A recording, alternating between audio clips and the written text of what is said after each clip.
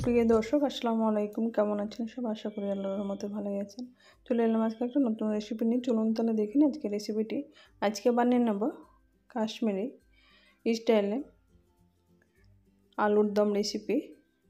এরকমভাবে তৈরি করলে লাজবাব হবে। এখন আলুর সিজন, ছোটো ছোটো আলু দিয়ে এটা আমি তৈরি করে নিয়েছি। এর জন্য প্রথমে আমি একটা ওভেনে কড়াই বসিয়ে কড়াইটা ভালোভাবে গরম করে নিয়ে এখানে দিয়ে দিলাম সরিষার তেল। সরিষার তেলটা ভালোভাবে গরম করে নিয়ে এখানে চা চামচে 4 ভাগের 1 ভাগ আমি দিয়ে দিয়েছি গোটা জিরে, 2টো শুকনো লঙ্কা। এটা কয়েক সেকেন্ড ভেজে নেওয়ার পরে এখানে একটা বড় সাইজের পেঁয়াজ আমি স্লাইস করে কেটে নিয়েছি।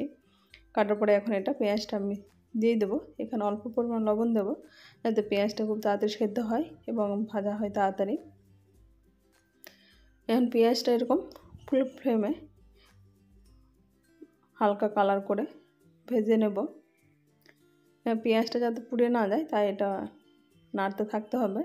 এটা নাড়তে নাড়তে এখন আমি দিয়ে দিচ্ছি একটা তেজপাতা অর্ধেক করে। এখানে তেজপাতার ফ্লেভারটা খুব সুন্দর আসে। তেজপাতাটা দিয়ে কয়েক সেকেন্ড নেড়ে চেড়ে এখন আমি কিছু মশলা দিয়ে দেবো। এখানে দিয়ে দিচ্ছি লঙ্কা বাটা হাফ চামচ, রসুন বাটা, আদা বাটা হাফ চামচ করে সবগুলো দিয়েছি যেহেতু এখানে আলুর পরিমাণ কম আছে।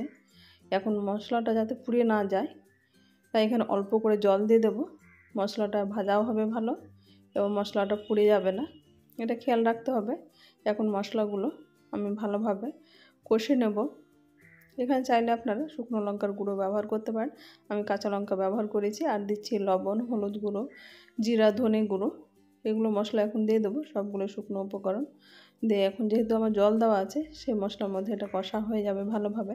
এখন এখানে লাল করার জন্য আমি দিয়ে দিচ্ছি কাশ্মীরি লঙ্কার গুঁড়ো। এটা মাস্ট দিতেই হবে, তাহলে এখানে কাশ্মীরি লঙ্কার কালারটা খুব সুন্দর আসে, যেমনটা কাশ্মীরিরা খেয়ে থাকেন সেইভাবে আমি কাশ্মীরি আলুর দমটা তৈরি করে নেব। আর কাশ্মীরি আলুর দমের যে মশলাটা থাকে স্পাইসি, সেই মশলাটা আমি 1 চামচ ব্যবহার করলাম।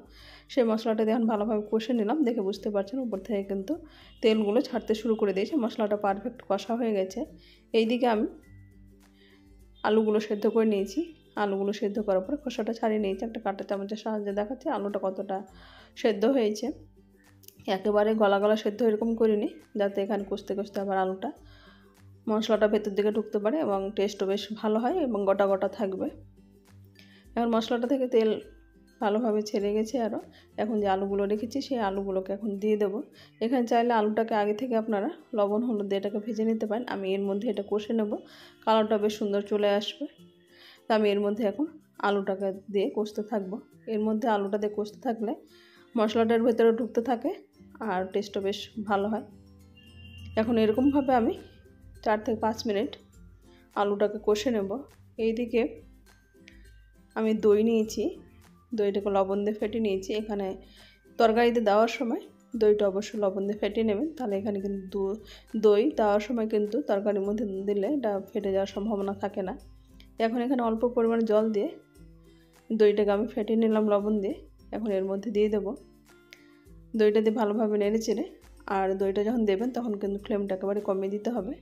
এখানে আমি 3টে ছোটো সাইজের আলুগুলো রেখে দিয়েছিলাম, সেই আলুগুলো এরকম হাতে ভেঙে দেবো। চাইলে আপনার গ্রেটারে গ্রেট করে দিতে পারেন।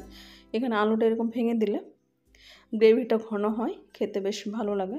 একটু আধা ভাঙা আলুগুলো এটা টেস্টফুল হয়, তাই আমি 3টে আলু এখানে ভেঙে দিলাম। এখন গ্রেভিটা কিন্তু মাশাআল্লাহ অনেক সুন্দর হয়ে গেছে, খেতেও কিন্তু অনেক টেস্টফুল হয়েছিল। আপনারা এরকম প্রসেস একবার তৈরি করে দেখবেন, খেতে কিন্তু অসাধারণ। আর আমি 2টো টমেটো, ছোটো সাইজের 2টো টমেটো, এখানে মশলাটা কষার সময় এটা দিয়ে দিতে হতো, আমি কিন্তু দিইনি, এটা পরে দিলাম। চাইলে আপনারা যখন পেঁয়াজগুলো ভাজার পরে মশলাটা দিলাম তখন কিন্তু টমেটোটা দিয়ে এটা কষে নিতে পারেন। আমি এখন এটা ঢাকা দিয়ে মোটামুটি 3 থেকে 4 মিনিট মিডিয়াম ফ্লেম করে সবগুলো সেদ্ধ হতে দেবো ভালোভাবে। 3 থেকে 4 মিনিট পরে ফিরে আসলাম।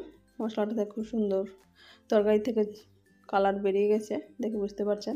এখন উপর থেকে কিছুটা আমি ধনেপাতা দিয়ে আবার ঢাকা দিয়ে 2 মিনিটের জন্য এটা রেখে দেবো। ঢাকনা উঠিয়ে 2 মিনিট পরে ওভেন বন্ধ করে দেবো। এখন একটা সার্ভিং বাটিতে আমি উঠিয়ে নেবো। এটা লুচি পরোটা যে কোনো কিছুর সঙ্গে এটা খেতে পারেন, খেতে কিন্তু দুর্দান্ত হয়। আমার রেসিপিটি কেমন লাগলো আপনার অবশ্যই কমেন্ট বক্সে কমেন্ট করবেন। আমার চ্যানেল নতুন বন্ধু হয়ে থাকলে সাবস্ক্রাইব করে পাশে থাকা অনুরোধ রইল। আজ তাহলে এই পর্যন্ত, ফিরে আসছি নতুন কোনো রেসিপি নিয়ে। ভালো থাকবেন, সুস্থ থাকবেন। আসসালামু আলাইকুম।